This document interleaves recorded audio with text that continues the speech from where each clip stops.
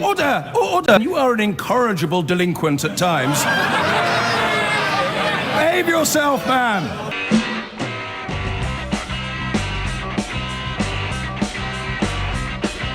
I've been going out with a girl, her name is Julie, but last night she said to me when we were watching telly. We had the Prime Minister of Luxembourg, in essence, ridiculing him in public. Catherine is in Hullbridge. Hi, Catherine, how are you? Hello, I'm fine, thank you. And what do you think of what happened today? Well, I back Boris because he turned up. I watched him going in, and he was, okay with. Sorry, I'm a bit nervous. That's all right. And but when the people were jeering and blowing whistles, they didn't actually want to hear what he had to say. And why should he put his life at risk by standing there? And it takes just one person that's really wound up, which a lot of people are getting now, to step forward and to do something.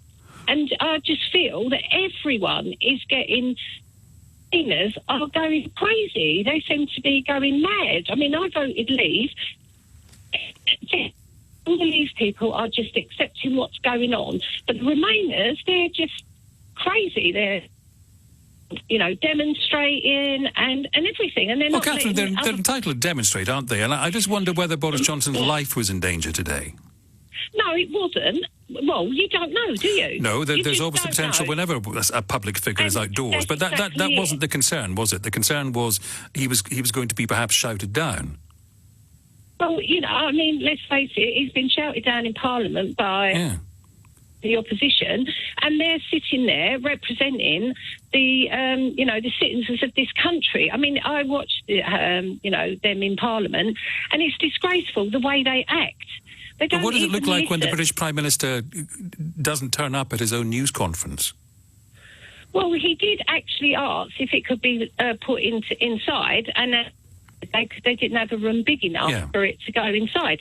So I do actually back him up, because what his security people had said as well. Maybe they said you shouldn't really stand out there. You just don't know, because everywhere he goes now, there's these people that are very angry, and they haven't even given him a chance yet. And they say about him shutting down Parliament, it was only for 4 or 5 days. They're all at their conferences now. Well, they are now, Catherine. Thank you for that. I haven't had anyone else suggest this is security-related. Gareth is in Matlock in Derbyshire. Hi, Gareth.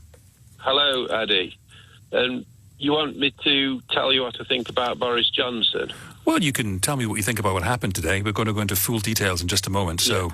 I think Boris Johnson did absolutely the right thing, because I don't want to see another British Prime Minister being humiliated on one of these trips to the EU. It happened to Theresa May on several occasions. Now, in terms of the deal that we're trying to strike... But what about in terms of not showing up at a news conference? How does that look?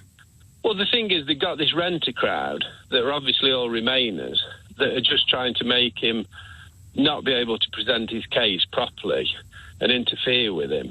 It's all a set-up, and he did absolutely the right thing. I don't think he should go back to the EU again now. He should come back to England. Where he's if safe. Boris Johnson wants to go on a trip, he should come to Derbyshire, and I'll take him for a walk in Derbyshire. What's the best thing to see in Derbyshire, Gareth? Oh, well, you can go to Chatsworth, you can go to the Kinder Scout. I'll take him for a walk up onto Kinder Scout.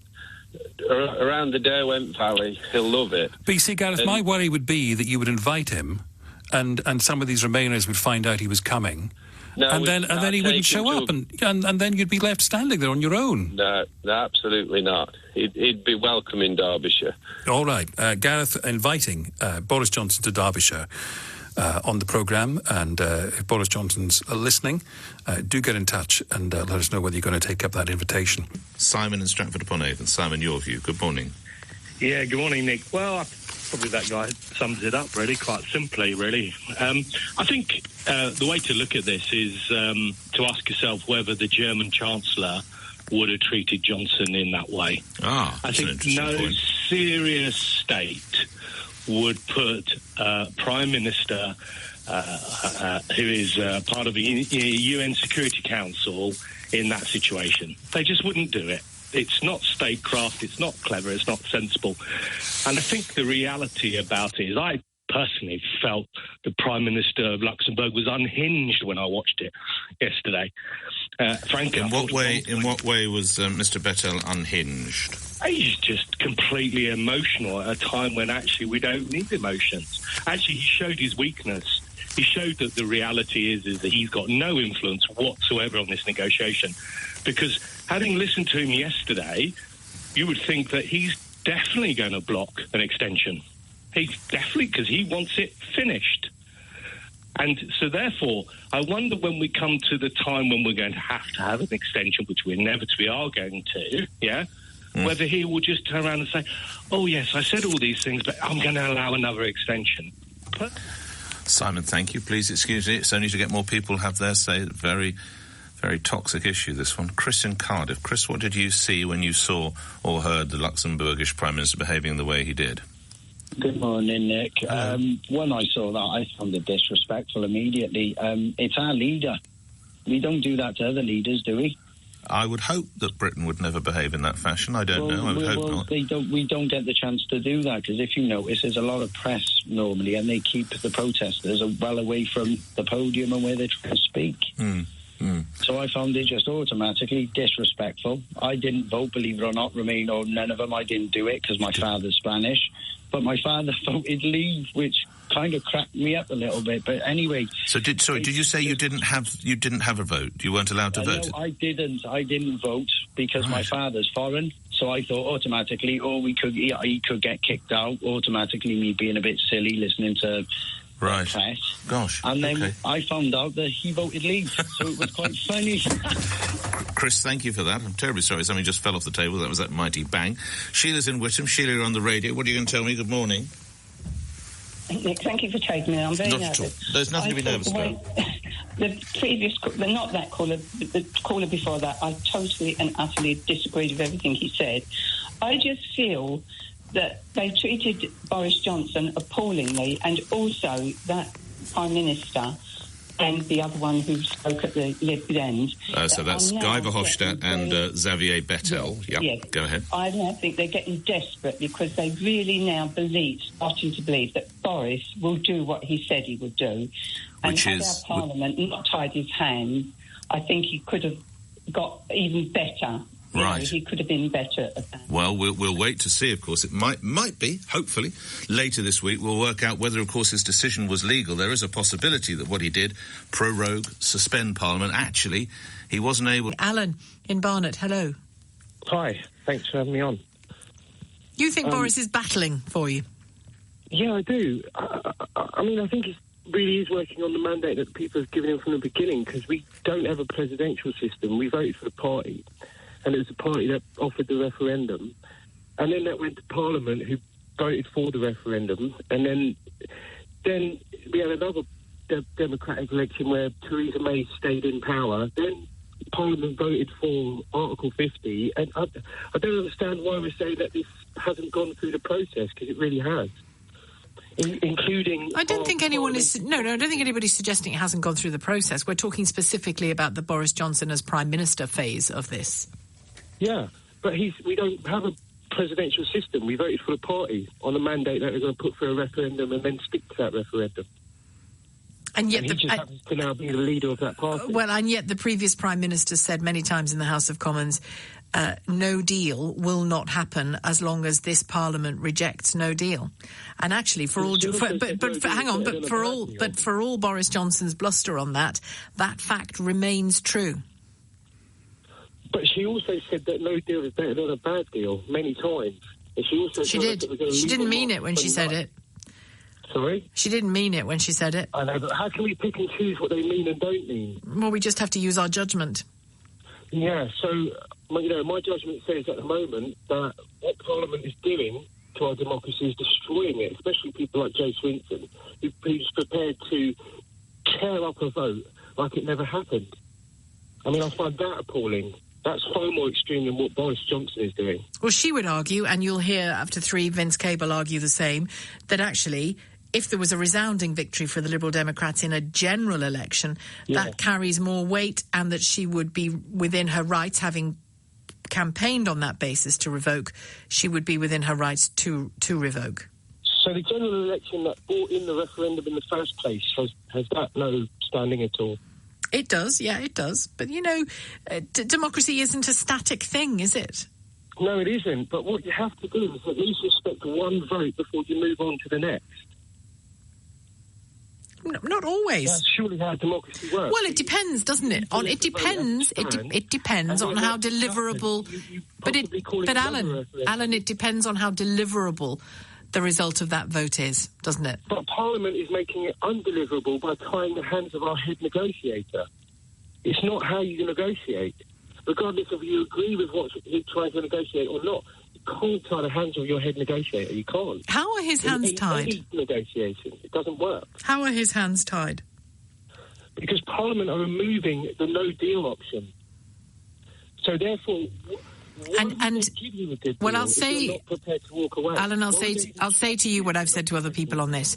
Boris Johnson can't have it both ways. He can't say, and Michael Gove and others, they can't say that the no deal is a sword of Damocles over the heads of Europe, and then say, on the other hand, it'll all be fine, no deal won't be that bad. He can't have it both ways. It has to be one or the other. This is what I mean about using your judgment when you hear politicians' lips moving.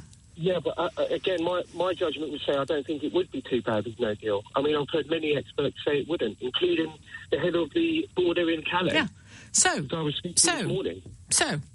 it's nothing to scare them with, is it? That's my point. If it's all going to be fine, how can it possibly be a sword of Damocles? How can it be a working threat if it's actually not that threatening? Thank you, Alan. Francis has called, though, from Wincanton, and Alicia in Putney to carry on our conversation with the Supreme Court hearing arguments today against the prorogation of Parliament, and the Prime Minister insisting that he despite Parliament's bill to stop a no deal, that he will not seek an extension in any circumstances. He reiterated it yesterday in Luxembourg, a Brexit extension. I've clearly got a word I can't say, Francis. Extension. Is he battling for Britain on this? He's battling for Britain because he's prepared to actually stand up for Britain and say, I will leave with no deal if necessary. And I have no problem with that. But he can't leave with no deal. Well, if he goes there and they refuse to give an extension, where do we go from there? Boris Johnson's not going to seek an extension, and it has to be sought, not Boris given. Johnson seems to be very confident he can leave with no deal, and I believe he can. And I think this is the way forward. You believe he can, but UK law made in Parliament, sovereign Parliament, is an obstacle to that. Do you think he'll break the law? No, but I suspect the law there is a problem with the law, and there will be a loophole. What might that look like? But can I ask you a question, Sheila? Mm-hmm. What is the worry about leaving with no deal? Well, I refer you to Operation Yellowhammer. Yes, but that was just a sort of worst possible scenario. It wasn't. What would you worry about? What would you worry about? Well, my biggest, it's not so much a worry, my biggest concern is just a big whopping great fact, which is that the day after no deal, if it were to happen, and currently under law it can't happen, that the exact same issues would exist that would have to be tackled as well by whoever is Prime Minister. So it seems those issues being? Those issues being the Irish border, those issues being money, those issues being the rights of citizens, to name but three. Of the big ones. Money. What is the money issue? The money issue is our pre-existing commitments to the European Union longer term. Well, we wouldn't have one if we left with no deal. Well, we would, because we'd have promised and committed to certain funding. And that's what the 39 billion is about. No, it isn't. The 39 billion is a settlement. It's not to do with... But a settlement with outstanding issues. To settle what? To settle what? It's not just a gold. It's not just a projects that we've committed to. That's what I'm saying. It's not just a golden handshake. That's precisely what I meant. No, the 39 billion is part of the settlement If there's no deal, that is not paid.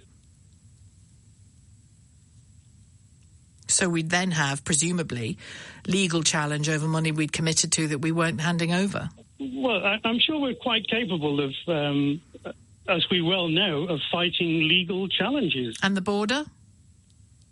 What's the problem with the border? You tell me, Francis, what's not the problem with the border? The problem with the border is entirely in the EU's court. It's their border.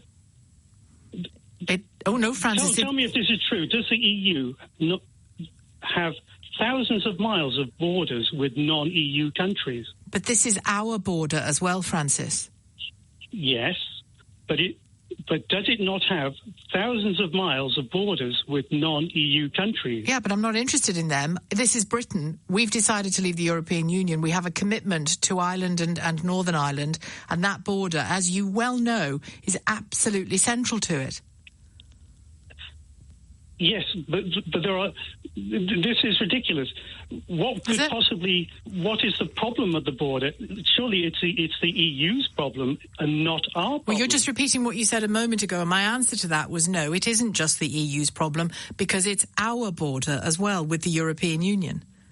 Yes, and it's a border with the European Union, of which there are thousands of miles of examples in other countries. And we're just repeating ourselves here, and I said to you a moment ago, Francis, that is of no interest to me, this one is. And that is of no interest to Britain, this one is. And it is unique. It's not the same as those other borders. But thank you for your call. I didn't really want to just repeatedly go over the same ground. Even before today's speech at the Lib Dem conference, the public seemed to be getting to know Jo Swinson better than before. The latest YouGov poll on the party leaders suggests her favourability ratings are up 9 at 26, unfavourable up 2 at 38, and perhaps critically, the percentage saying they didn't know what they thought of Jo Swinson has fallen 11 percentage points. Let me know what you think of it. Darren is in Swansea. Hi, Darren. What did you think of the speech and where she's standing?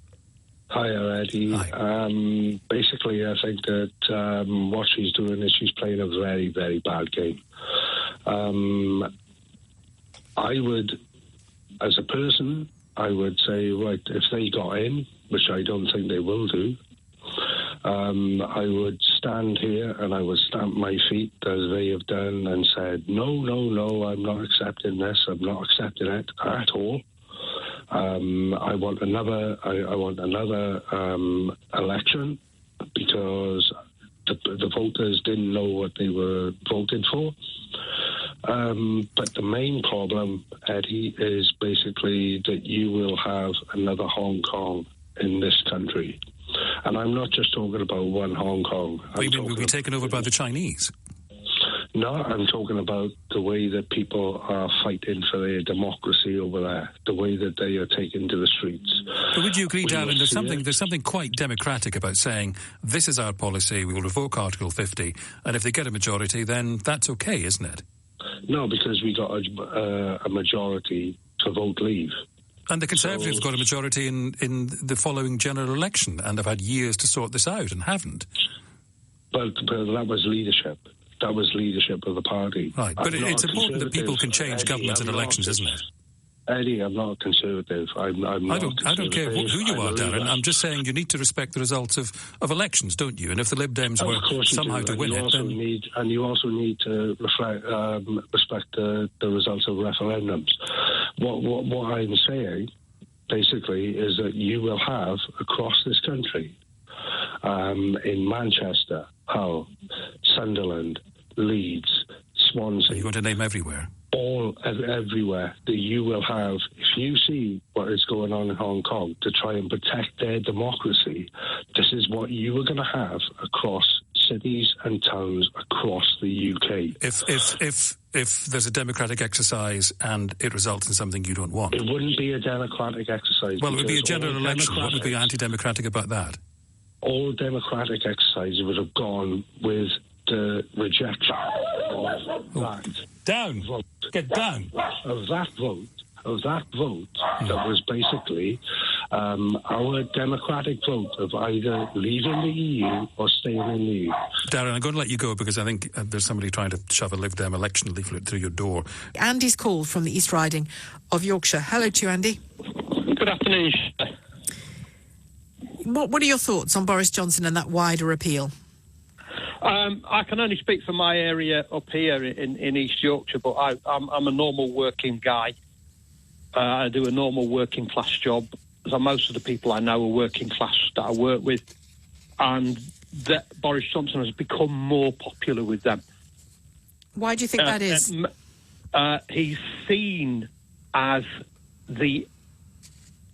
people are starting to regard Parliament as the enemy. Not as something that's against them, but literally as the enemy. And they're starting to look at the system as the enemy as well, like the Supreme Court business that's going on at the moment. And they see him as the champion against Why is the Supreme Court the enemy? Because people are of an opinion that the Supreme Court is going to rule against him because it's packed full of the establishment.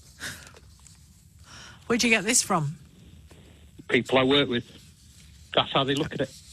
And why is that? Because it all sounds very rote to me. It sounds because he's standing up to them and sticking two fingers up to them, basically. And people like that. But it's worrying when a Prime Minister sticks his... I don't... By the way, I don't think Boris Johnson would agree with you that that's what he's doing in any way, shape or form to the Supreme Court. No, he says, oh, I'm doing this and blah, blah, blah, but that's how people perceive it and they like it. Blah, blah, blah doesn't mean anything. You know, if you're going to say that the Prime Minister is sticking two fingers up to the Supreme Court and to Parliament, blah, blah, doesn't cut it. That is how people perceive it. And what do you say back to them? They are perceiving it the right way. So you perceive it that way? It's all about image. Nothing else. It's all about image. And people's image of him is that he. And you're not interested in looking beneath the establishment. You're not interested in looking beneath the image and finding out some facts about whether he is or he isn't. So long as he delivers what he said he'll deliver, that's good enough. Brexit. Yeah. And if this is a big Brexit heartland up here. I know. Yorkshire. I know. And if he doesn't? If he doesn't, we will all decamp to the Brexit party and we'll bring the entire political system down. You sound quite excited about that prospect. I'm not really bothered. It's got to be brought to an end, and it's got to be brought to an end this year. And you get people going on about a second vote. That's not going to solve anything. But it won't bring it to an end. Why should anybody respect the result of a second vote if they won't respect the result of the first one? But it won't bring it to an end if we leave on the 31st of October. Quite the reverse. We'll be out, and that's that. You then. So it's just the deal with the real world that we are in. So it's the symbolic departure that matters more than anything. That's the line under it. Once you're over that line, that's it. So for you, anyway, his appeal isn't wide, is it? It's entirely about Brexit. All of it. That's the whole reason he's there. Okay, thank you. That's very true. Andy, thank you from the East Riding of Yorkshire. And just in case you have been questioning, I mean, just because this is what he thinks doesn't necessarily mean that is the end of the conversation. But Omar Salim, the father caught in the confrontation with Boris Johnson yesterday, has defended Laura Kuenssberg, as I think one would expect from anybody sensible, saying she's doing her job without fear or favour, which is a vital part of democracy. I don't think Labour activist cares about NHS is a huge scoop, though. Nor do I. There's quite a strong case to be made. In fact, Lee in Newport made this case, is that experience of the NHS could be more likely to turn you from a David Cameron supporter into a Labour supporter, which is exactly what happened to Lee when his son was so ill. It's 11:53. You're listening to James O'Brien on LBC. We'll wrap this one up and then hopefully, all things considered, crack on with Mystery Hour. Paul is in Stanmore. Paul, what would you like to say? Hello, James. I've got sympathy for this man if his son was in hospital ill, but I do think that this confrontation was a setup. I mean, first of all, you could hear... Sorry, it's his daughter. Daughter. Sorry. Yeah, but you crack on with your coruscating analysis. Okay. You could hear him perfectly what he was saying. You couldn't hear Boris's response. Let's check. Just wait there a sec.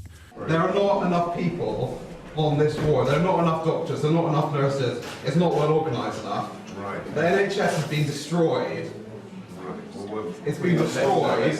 It's been destroyed. And now you come here for a press opportunity. Well, actually, there's no press here. What do you mean there's no press here? Who are these people? A few yards down the ward, no reporters, but stills cameras snapped and a TV camera rolled. Well, that's not going to fix things now. It's a bit late, isn't it? Boris Johnson said, "We're actually here to find out what we can do to refurbish the hospital."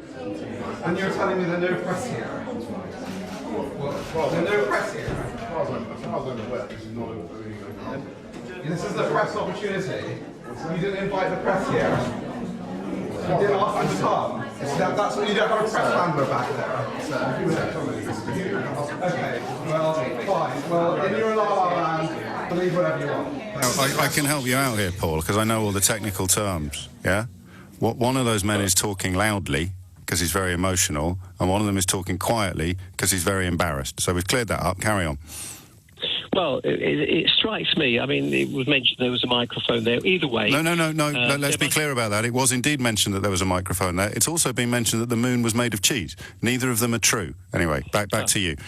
But either way... And it's, No, not either way. There was no microphone there. There is only one way. Right. OK, so you have already believed a lie. Can I ask who told it to you? You did. No, so that was the first you heard of it, me saying there was no microphone. You took away from that there was a microphone. No. You said it had been reported that there was a microphone. And I said in the same sentence there categorically wasn't. It's either the corner of a clipboard or his belt loop. But you somehow didn't hear that bit. Anyway, let's leave that. You crack on with your coruscating analysis. Okay. Well, if he just genuinely wanted to talk to Boris about it, he would just gone up to him and spoken to him. It just seemed to be very coincidental. There was also somebody there taking a video and listening to it. So do you think he arranged to have his daughter at death's door 7 hours previously? No, I don't. But so what was set up then, Paul? It must have had... made an arrangement so that he saw Boris there, had somebody there with a camera or a video recorder. So again, I mean, you've clearly been paying attention to my programme today, so I'll remind you of what the doctor said who was actually working there. I was one of the doctors who met Boris Johnson today. This was a highly staged press event in a newly refurbished hospital ward at Whipps Cross. But you think that this distraught father whose baby girl has been dicing with death overnight brought a film crew with him? No, not necessarily. I can understand if his daughter was so he was wearing a microphone. He brought a film crew, and the event was staged because he somehow managed to make his daughter so sick that he had to rush her to A&E in the middle of the night. How's this analysis working out for you, Paul? You're getting ridiculous, John. Oh, am I? Oh, yes. Okay, guilty as charged. You carry on. His daughter was sick, and I don't decry that, and I can understand him being upset about it. It just seems that the way he contacted him, you could hear him very loudly talking. You couldn't hear. You could see Boris was answering, but you couldn't hear him. Yes, we've established one of them was very emotional and talking loudly. One of them was very embarrassed and talking quietly. Also, you know, if I was going to lie to you, I'd probably whisper in the hope that other people didn't hear me doing it. Well, that's all I say. I just caught it briefly on the news yesterday, and the first thing... But you arrived at a strong enough position to ring up a national radio station and seek to malign the reputation of the distraught father, not the lying Prime Minister. How did this happen, Paul? When do you think the process started that turned you into this person? That's not the point. I mean, it is the point. Here you are, maligning the distraught father of a sick baby and ignoring the lies of a Prime Minister. That hasn't happened overnight. That's a grooming process that is now reaching its conclusion. When do you think it started? He clearly was acknowledged he was a Labour Party activist. And that to you is enough, is it? He's a Labour Party activist, so I'll ring up and impugn his sincerity and integrity while completely ignoring the fact that the Prime Minister has lied to him. I'll ask you again, how has this happened to you? That he was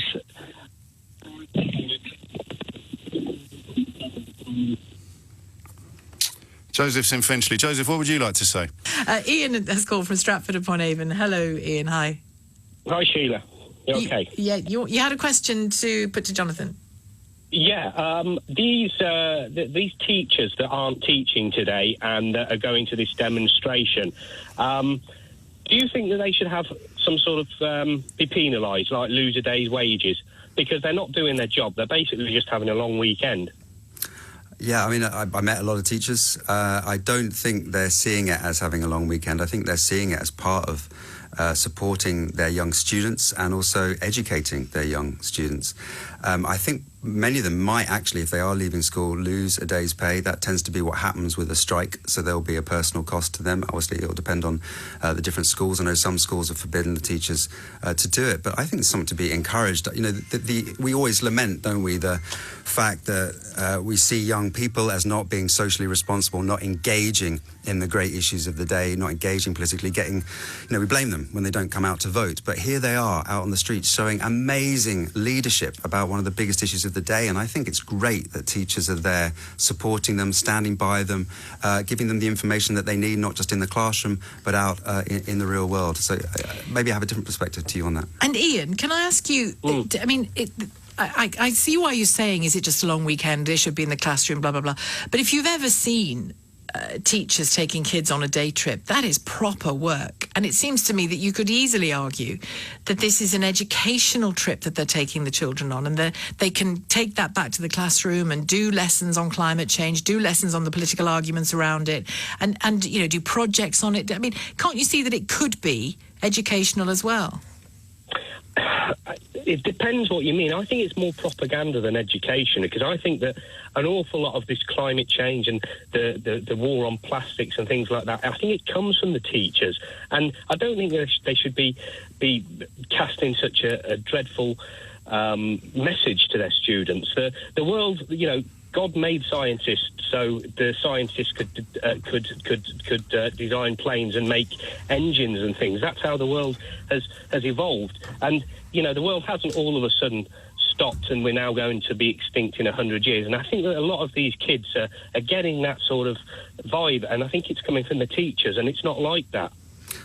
Surely, Ian, I hear what you're saying, Ian. Do you not think it's right, though, that teachers tell the truth? And, the scientists, the UN report, the peer-reviewed journals, these are in-depth reports produced by scientists that tell it how it is. Now, scientists don't tell us what we have to do about it, but they can lay out the facts. And surely, education is about laying out those facts, but then also asking the young people, what do you want to happen? What should we do? What do you think?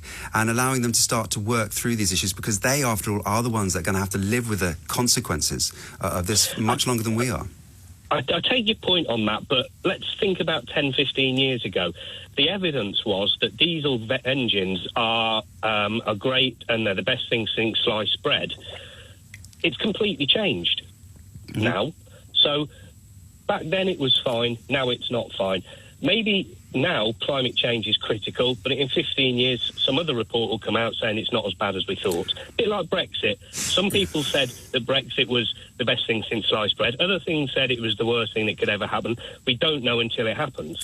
I don't think in that case of the diesel, I don't think that was scientists saying it. I think it was politicians saying it who got it wrong. Misled by politicians. I think so. Well, I was chatting with Sheila just earlier saying, why haven't politicians taken the necessary steps? And I remember the argument being made that if we have diesel, it's less carbon intensive and help tackle climate change. But they didn't see it in terms of air pollution. And what we really need to be doing is saying we need to be phasing out petrol and diesel engines, the technology of the 20th century, and moving to electric, but actually investing in public transport to give people the options to leave the car at home. We're chatting about. Can I just say one quickly? We're chatting about HS. Come back to you in a second. Go on. HS2. £80 billion. That's, I think, rough calculation, 2/3 of the budget of the NHS. I mean, this is eye-watering money, public money. Imagine what you could do with that £80 billion if you invested it in 114 towns and cities, £500 million in each of those. You could revolutionise local public transport. That's the kind of decisions. And get people to leave their cars at home. Why are we not making those choices? Is the answer growth to your question there, Jonathan? That isn't the answer to that growth? That the idea is that increasing the thinking behind HS2, part of it anyway, is that increasing connectivity between various of the larger conurbations, you increase growth, you increase GDP, you increase national wealth. we're all happier. That's a real thumbnail sketch, but it's a very different approach than the one you're espousing. We've lost track. We've gone after growth for its own sake. It's like it's idol before which we pay homage, rather than asking who is the economy for? What will this achieve? What will this actually do? All these numbers on a spreadsheet. I went to the London School of Economics. I looked at the different economic models. You're familiar with the spreadsheet. I'm familiar with the spreadsheet. And this old debate between monetarism and Keynesianism, we've got to think in completely different ways about the economy now. Ian, come back on that. HS2, I can agree more. It'll be a couple of miles from me with the track, and where I live, we get no benefits whatsoever because it goes straight from Birmingham to London. It just bypasses us, and it's going to cost a huge amount of money. Public services need to be invested in, but I took the train a couple of weeks ago for the first time in years. It was expensive, it was overcrowded, and it was half an hour late, and that was only to go 25 miles. So there's a lot of room needed, and the railways do need money pouring in, but not into this white elephant that's HS2. But it's lovely talking to you both today. Thank you, Ian. Thanks very much indeed for your call, for your conversation. Thanks. I am submitting this report as my testimony because I don't want you to listen to me. I want you to listen to the scientists. And I want you to unite behind the science. And then I want you to take real action. If you're sailing across the ocean and you're picking up trash along the way, and for every one piece of trash that you pick up, there's a boat right next to you dumping out 5 pieces, how would that make you feel?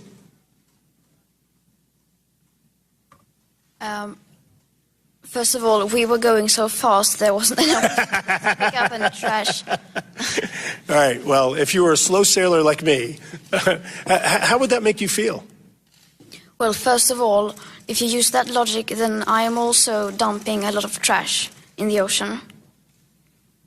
And then I would stop dumping my trash in the ocean and tell the other boat to stop dumping their trash in the ocean as well. And that's the important point here. I think that what we need to be doing is we need to be focusing on the countries that are dumping trash in the ocean. Of course, that's a metaphor. When your children ask you, did you do absolutely everything in your power to stop the climate crisis, when the storms are getting worse and we're seeing all of the effects of the climate crisis, when they ask you, did you do everything?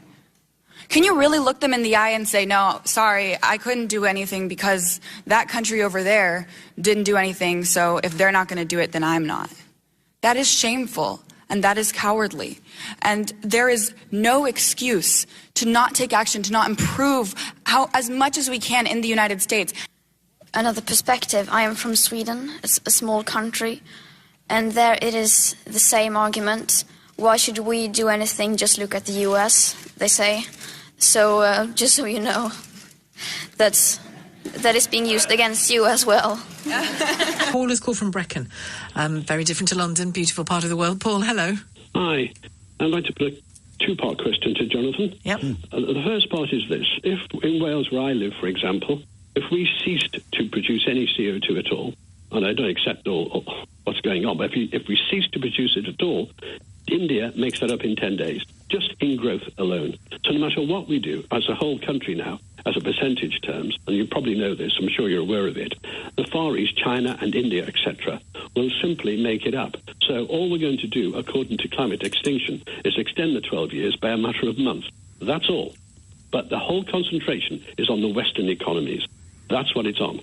And by the way, the only one major economy that's managed to reduce CO2 is America, by accident, because of the shale gas. It's actually reduced its CO2 output because of that. But that's my first part of the question. The second part is this. Climate extinction, at least are honest, they accept that their policies would result in a permanent recession. That's a permanent recession whereby our economy couldn't afford things like NHS, couldn't afford anything like the social services that we now have, etc. Because that's what you're promoting, a permanent recession. There's like two parts of my question. Okay, good questions. Come back to them. Yeah, first back of all, to our conversation about growth. Yeah, the international point. First of all, we don't operate in a vacuum, and the decisions that we make here have international consequences. So, for example, if we go ahead and expand Heathrow Airport, yes, of course, other countries like China are going to go, right, we've got to compete with that, so we're going to expand our airports. No, I'm sorry, that's a nonsense answer. Well, hang on, Paul, you can come back in a minute. Let Jonathan respond to the things you said. So we talked about trade earlier, and there is a global competition going on between countries in various industries. And so the things that we do here are going to have consequences for the others. Presumably that's a principle that you accept, whether you accept the point about airport expansion specifically. Secondly, when we talk about net zero, we're not talking about just stopping all carbon production. What we're talking about is increasing also carbon mitigation. We're talking about reducing energy demand by boosting insulation of your home. So, for example, your energy bills would come down with super insulation. If we had a green retrofit deal as part of the Green New Deal, which we want to promote, rolled out across the country, you suddenly get a super warm insulated home. And yes, energy production comes down, but that's because demand has come down. Didn't we do that with cavity wall even? So what we did was a lot of low-hanging fruit. There was some, you're absolutely right. Some houses have the cavities and you could do that. There was loft insulation programs, if you remember. Right. But we haven't done the real big things, which is, for example, decarbonising the heat system. Think about every house, 90% of houses probably in the UK have gas central heating. Now, what are we going to do? At some point, we're going to have to get those boilers out and replace them with super insulation, but also air source heat pumps, ground source heat pumps, other sources that can produce less carbon-intense energy. So reducing demand, but also changing the supply. That's a job and it's a massive thing, and we've got to do this in 11 years. And that's why it needs government leadership. Absolutely needs because government that's leadership. Not going to happen. Yeah, and we need to cooperate with the private sector as well, and also obviously the public sector. When we looked at how the big boom initially happened in solar, it was because you provided the incentives and the framework, and lots of companies came forward and said, great, we'll do it. And so it took off, and then the government pulled the rug from underneath it. And Paul, I promise I'll come back to you in just a moment, but what Paul said there about the permanent recession that he says groups like Extinction Rebellion are accepting as part of their campaign. No, I don't think we need... No, I reject that flatly. They're not. They're not. Well, I don't know if they are saying that, but I disagree with it completely. Certainly the Green New Deal that we are putting forward is advocating astronomical investment, but getting a return on that investment. So it doesn't mean a recession. What it means is investing in the right things, such as that renewable energy revolution. Economics Foundation reckons we can generate over 6 times our annual electricity needs just from offshore renewables. Imagine coastal communities rejuvenating. And you were saying earlier that the solar panel, the rollout of solar was stymied by the crash in 2008 and decisions that came after that. The government saw it as an excuse, austerity as an excuse to cut back on the feed-in tariff, and so pulled the rug from under the solar industry, so we didn't get the investment. But it's about transitioning the economy. There are big subsidies that go into the wrong things, and we need to take that money and put them into the right things. So it's not about putting us into a huge recession. It's about investing in the good, penalising the bad. Paul, do you want to come back on that? Yes, please. I thank you. This is not an answer to my question. China is going to carry on whether we build Heathrow or not. The economy over there and the rest of the world, which is 84% of the world outside the EU, and more than that just for the UK.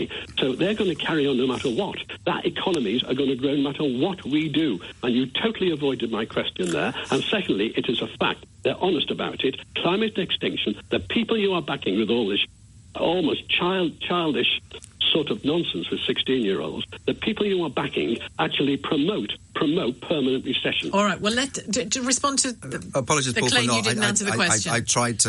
There was a lot in there, so I'll come to your point about China. First of all, the thing to know is that we have a huge carbon debt in the West. We are responsible for astronomical carbon emissions because of the early industrial revolution here, because we've been pumping out this carbon. China's in the middle of its own industrial revolution, isn't it? It is. And what you're seeing in China, very interestingly, is a massive boom in solar panels, for example. Come back to that point. Now, if we can invest in the technology in this country in terms of renewable energy, it makes it cheaper and it makes it more attractive for countries like China. And China, at the end of the day, are going to make the financial decisions that work for them. So if they see a cheap form of energy that they can produce, they want to clean up the air in Beijing, for crying out loud. They're all running around. No one wants that air there. They want alternatives. And so what we need to do is incentivize. But the fact is, we are where we are because we just feel that China aren't going to do their part doesn't absolve us from playing our part. And actually, when we do play our part, we can incentivize other countries to join us. It's about making the framework right for the collaboration to make it happen. Paul, I hope you feel that answered that part of your question. Thank you very much to Paul in Brecon and to all of you for your calls. Scott, hello. Hello. I'm a school teacher, and I've just got home after having a late one last night on an open day. I came home early, but I was listening to the other teacher, and so we've got this demonstration, and Jeremy Corbyn is going to be speaking, and it just feels that this is not all about the environment. It's actually all about a sort of a far left socialist idea about compelling people to take part in certain state initiatives, state controls over things, regulations, collectivization. Every communist I know supports these climate change demos, and all people...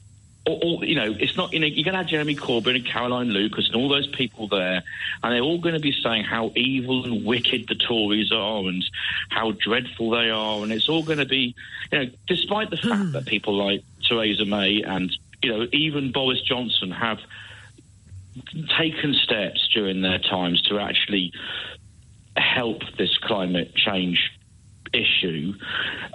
It is self-indulgent. The number of school children in London is around 500,000 in secondary school.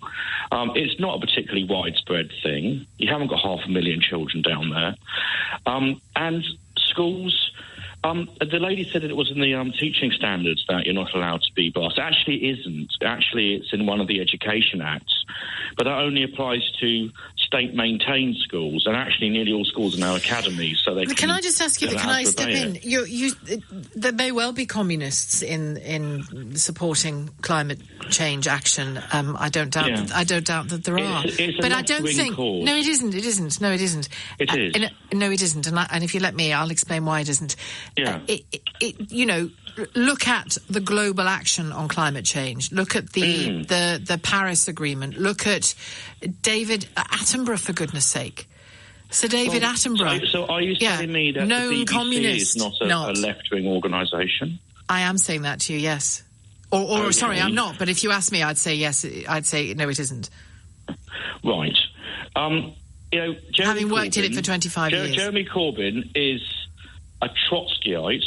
He is someone who is... He's also the leader of the opposition, and he has every right to go and speak at a protest like this.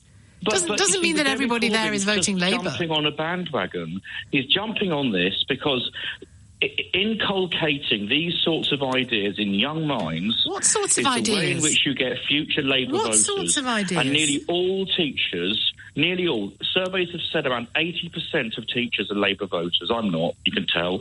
Around 80% are Labour voters. And they want to get young people to vote Labour. And that's why there's always pressure to try to get the voting age reduced to 16. Because as long as these young people are in full-time education, and every single day at work, every day, we are given something which the kids should read together. Or but it wasn't the teacher's idea, was it, to do this? It came from the children. And it came from a particular child, Greta Thunberg, and it caught on as a movement. And Scott, I'm not disputing what you say about the politicisation of certain things, but it is political. The climate is political. It can't be anything other than political when it comes to protests. Of course it's political. It doesn't mean at every stage it's party political. Of course it's political. And if Jeremy Corbyn chooses to speak there, fine, he's the leader of the opposition. And is there an element where he knows he's going to get good pictures out of it and he can use it on social media? Of course there is. He's a politician. Of course there is. If a government minister cared to go down there, they'd probably be able to do the same. I don't take your point. I just don't take your point. To say it's some kind of communist plot, I think is stretching it a bit. Simon in Orpington is next. Hi, Simon. What's your question for Tom? Hello, gents. Yeah, nice to speak to you both. Being up front, I would describe myself over human-caused climate change as an uninformed sceptic. And I think part of that scepticism is because a lot of the policies seem to be around taxing people, and some of them seem quite authoritarian. So my question is, would your guest think people like myself might be more open to learning about it and actually changing their ways if it was more incentive-based rather than perceiving it as an opportunity to tax people? Tom. Simon, I think you're absolutely right to pick up on this question, and also implicit in your question is a doubt that the taxes would actually be other than just a disguised revenue raising. So I couldn't agree with you more about needing to probe that question. And what's more, you're also right about the fact that people respond to incentives better than they respond to constraints. And so one of the reasons why you might want to have a small tax on carbon is not because that price effect would change things, so I doubt it would very much. Much more importantly, so you could raise revenues that you could use to invest in and help accelerate the deployment of the alternatives by giving people an incentive. And in particular, the thing I think we need to give people incentives to is to improve the energy efficiency of their homes, which would get your energy bills down as well as reducing pressure on the climate. So there are lots of things that we could be doing that we're not doing in order to, as you say, incentivize people to do the thing they actually want to do most of the time because it makes sort of sense. Simon, what sort of incentives would work for you? Well, I'm not entirely sure. I mean, if you think of a while back, diesels were cheaper, but then we got taxed diesels because they got that wrong. And a lot of people are now paying more for the cars that they previously got. So that seems a bit of a contradiction. And your guest, he's making some interesting comments there, but he did mention a tax and then talked about incentive. Are those two not contradicting each other? Not necessarily. We currently have a tax on carbon that's already there. So, but we also have a lot of incentives. They're not linked very well. And I think, in a way, the point I was trying to make was if you're going to tax, you need to link it to something that connects to the problem. I understand that, yeah. And what are you doing at the moment, Simon, in terms of doing your bit, so to speak? What do you do? Well, as I say, I'm a sceptic, so I'm not doing anything. Well, that's not a sceptic. That's a cynic, isn't it? Well, no, I think it's a sceptic at the moment. I've just been honest, at the moment, I haven't changed my ways. The example I would use is the plastic bag tax. Now I just pay more for plastic bags when I go shopping. Have you got a house full of plastic bags and no money left? Well, they're quite handy things, aren't they? You carry your shopping home and then you use them to take the rubbish out. I can tell you're not a dolphin. Well, you know, because dolphins don't like plastic bags when they end up in the sea. Okay, I mean, I haven't put any plastic bags in the sea. But you'd be surprised how many of them end up there. Do you not maybe then that's an issue with actually the recycling process? Would that not be? Recycling plastic bags. Recycling of plastic bags. Yeah, I think we've got to get a bit better about the kind of plastics we make because they're not all recyclable. So you want to be able... my experience is extraordinary in what people will do if they get the right incentives, which is why Simon's right. So that 5p tax on plastic bags actually created an 80% drop in their use. And that was an extraordinary drop that happened extremely quickly. Simon's the only one buying them now, am I right, Simon? Right, yes. Okay, but what was the benefit? What's the benefit of that 80% drop? Oh, the benefit of that is a massive reduction, actually, in the cost of waste treatment. Plus, as Eddie was saying, life's a bit better for dolphins. You put plastic bags into the waste dumps, and actually it breaks down over time, but it breaks down into small bits of plastic. And David Attenborough did a brilliant film on this not long ago, showing how that ends up going into the ocean, into fish and animals in the ocean, and then coming back to us inside some of the fish we eat. Simon, thanks very much. Lots of interesting points. I know